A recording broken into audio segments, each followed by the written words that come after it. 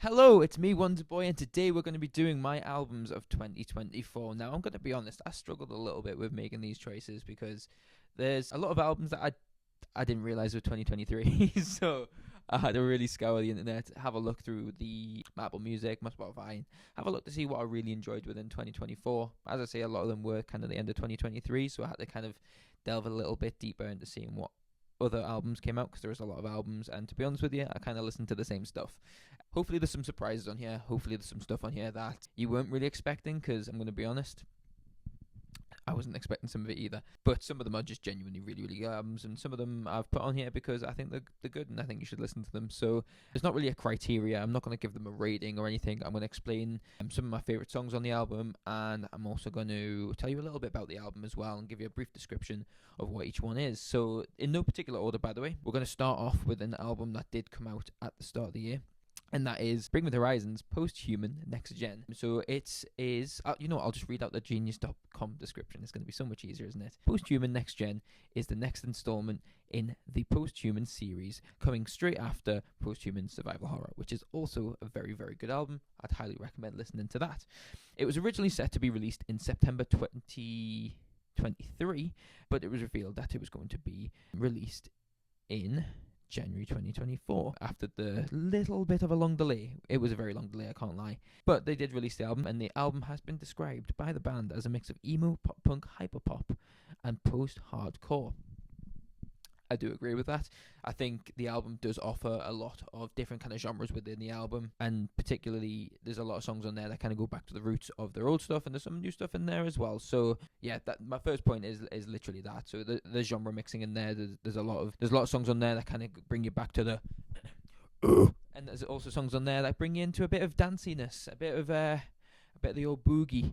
Not quite boogieing, but you know what I mean. It has them vibes where you can kind of bop your head and have a little dance to, like, while you're at your desk. But ultimately, the album is great. I think it's a really good album. I think when I first listened to it, I was like, okay, because gonna be honest, I had big shoes to fill after Post-Human Survival Horror. I think the album absolutely killed it, especially with the heavy stuff on there, and I had a lot to follow. And I think it's a completely different vibe in terms of the sound. I think it does offer that Bring Me the Horizon sound still. Don't get me wrong, but I do feel that Post-Human Survival Horror offers a little bit heavier in terms of more throughout. This album, I think, has a bit of mix of everything, but it also does have some really heavy songs, and arguably probably a little bit heavier in certain songs. If you haven't listened to this album, by the way, I would highly recommend listening to it, just to kind of give you that experience that you're kind of expecting from it, because you're probably going into expecting your typical Bring Me the Horizon, but it doesn't offer that at all. It offers something completely new, and I would highly recommend listening to it. And in a sense, it does give you that old Bring Me the Horizon, as I mentioned, with some of the old sound and stuff, but I'd just give it a listen. I highly recommend. But yeah, my 3 songs that I'd recommend listening to are Amen, Kool-Aid, and Dark Side. On to album number 2. We have got the Home Team, The Crucible of Life. Now, Home Team are a new band that I've been listening to since, I think, the end of 2023. Started off with their song Loud. If you listen to it, you probably know what it's about, but it's a great song. It's very catchy, and the video for its class. Great dance moves from the singer. But I'll give you a little description of the album. So, The Crucible of Life is a vital look into the realities of life as a musician, from the euphoria of performing live to the sleepless nights and the toll that operating at a non-stop pace can have on your mental and physical health. It's a reminder that living the dream rarely comes without sacrifices, and I think that's a great idea and the concept for an album.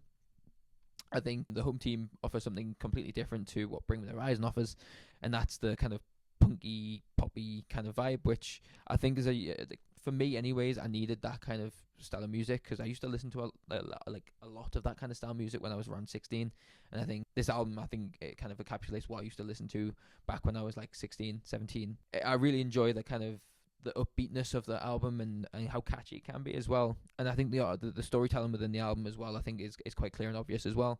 It's not like a case of you have to kind of put things together and go, oh, this is what this is about. It's quite clear and obvious what a lot of the songs are about, and if you go listen to it, you'll be able to probably tell me, to be honest. But the riffs are really catchy, the songs are catchy, the vibes are just great as well. As I say, the music video, they're all upbeat and dancing and things like that. And it's something different. I think sometimes you need that, and that's why it's on my list in my top 5. And in terms of the album, we're going to pick 3 songs from it, and the 3 songs I'm going to pick are Brag, Loud, and Roommates. On to album number 3.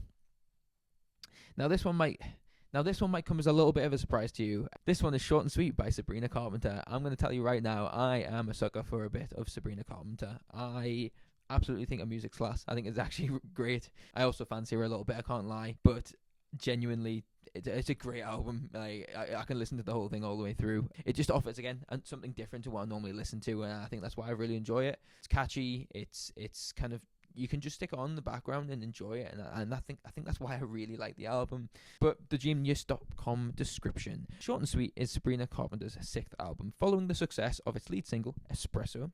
The title and release date were announced on the June 3rd, 2024, through her social media. The second single, Please Please Please, was released on the 6th of June 2024 and quickly gained popularity, becoming Carpenter's first #1 track on the Billboard Hot 100. In an 80s style and old-fashioned video, Carpenter announced the album's track list on July the 9th, 2024.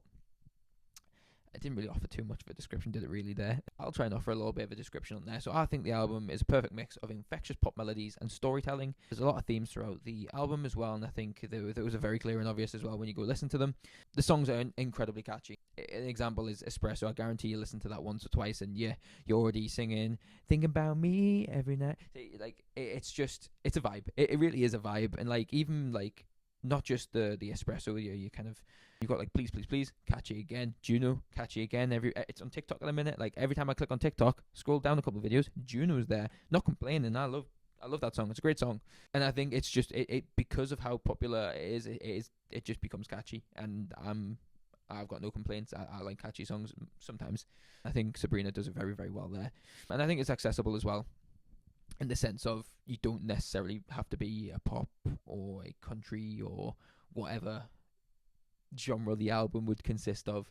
I think you can listen to it from any kind of standpoint. So myself, I prefer me rock and me metal and pop punk, and I do like a bit of pop here and there, but it's not predominantly the genre I kind of go for. So being able to kind of pick up this album and kind of really, really enjoy it, it just says a lot about the album, in my opinion. Top 3 songs, I'm going to be honest, are a little bit on the basic side, but I do have Espresso in there because it is just a brilliant song, I can't even lie. Juno, I really like Juno. And finally, Slim Pickens as well. I really enjoyed that song. Recommend go listen to the album if you haven't already. Same with Crucible Alive. Definitely get on it. Next album is... See, I was going to choose... It's between two. I'm going to go for Justina by Artemis. Artemis is... You probably know a lot of his songs from TikTok. He does the I'll be your dirty little secret. You know that kind of vibe? Yeah. That's Artemis, and I think Artemis he's absolutely great up and coming artist, and I think we're going to see a lot more of him on the likes of social medias and the billboards and things like that. But the Genius.com description for Artemis in this album, Justina, is Mixtape 2.0 Justina by Artemis is his second album after Pretty, which is the other one I was going to speak about, but that's also a very good album as well. The biggest hit on that album was If You Think I'm Pretty. If you think I'm pretty, I said I'm not singing anymore, sorry. Justina, the album, is talking about the problems of wanting a relationship with someone and the difficulties in between and desires, etc. I think the album offers something unique. I think it offers a lot of genre mixes. There's a lot of kind of dream rock in there, a little bit of indie, synth, lo-fi, lots of layered vocals, and I think it's one of those kind of albums that you can kind of just, when you're doing your work, headphones in, just crack on and you can enjoy it in the background. Just like, I think the beats are very melodic, and it just, I don't know. I think dream rock is probably the best way I'd describe it, just because you are just... I don't know how to describe it. It really is just like there, and I really enjoy that. I'd recommend listening to it with headphones on or very good speakers or Apple Music, things like that, just to kind of improve your quality of your sound, because I think the bass and like the melodies as well in the background, just like, I don't know, they scratch my brain a little bit. I quite enjoy it, and again, they're quite catchy and easy to pick up and listen to. You can just put any of the songs on and just go for it. But my personal favorites are, I'm gonna butcher these titles on, I can't breathe. I always kind of knew you'd be the death of me, Dirty Little Secret, and You've Been a Bad Girl. They're my 3 go-tos on the album. I'd highly recommend listening to the whole album if you haven't already, but those ones are my personal favourites. Obviously, you've got a few other really, really, really, really good ones on there. But yeah, moving on. Final album. We have Ghost right here, right now. Yes, we have an OST technically. Because, sorry, not an OST, an original motion picture soundtrack. It is the album off of the movie Right Here, Right Now by Ghost. The reason I've included this one is because I wanted to include it. That's as simple as it is. I think it's a great album. I think Ghost absolutely killed it in the movie. I went and saw it last year, and I really enjoyed the movie. It was just like a concert movie, really, with like bits of story intertwining. It's definitely something worth watching. I think the album is probably the best part of the movie, rather than the movie itself. And I've seen Ghost twice as well before, and I think like live, and I think this album offers you kind of that feeling of being there and really participating in the show. And I don't know, I think it's just having that atmosphere on the album, I think really does add to it. It does include a lot of the hits, which is obviously amazing. Oh yeah, Genius.com description is: the original motion picture soundtrack for Ghost Right Here Right Now concert film comprised of an amalgamation of the band's 2 sold-out Kia Forum Los Angeles sets, with the exception of Ritual, Conclave, Con Dio, Year Zero, He Is, and Mummy Does, which are notably absent. But yeah, what I've written down is the best bits of Ghost, but it's live. If you haven't seen the movie, it makes the experience an even better one if you go watch the movie. And as I say, it offers a new take on the songs because you get that crowd atmosphere as well. But finally, personal favourites of the album. You've got Call Me Little Sunshine. Call me Little Sunshine. And then Mary on the Cross, which everyone will know from TikTok, is incredible live. I like it in the movie. They do like an animated scene. It's really good. And then Spillways as well. But you've also got other things on there like Dance Macabre and things like that, and Square Hammer and Rats, and there's quite a few other things. I could have sworn Jesus He Loves Me was on there, but apparently it's not. When I was doing my research, I could have sworn it was on there, but they didn't play it. That was me making it up. But yeah, I hope you've enjoyed this video. This is my top 5 albums of 2024. Another ramble review, and I hope you enjoyed the video. And thank you very much for watching. Make sure you comment, like, and subscribe. And if you have any other ideas, whack them in the comments. But besides that, I hope you have a lovely rest of your day, rest of your evening, rest of your night, whatever you're doing. If you're having your tea right now, hope you're enjoying your tea. But anyways, catch you later. It's me, Wonder Boy. Peace out.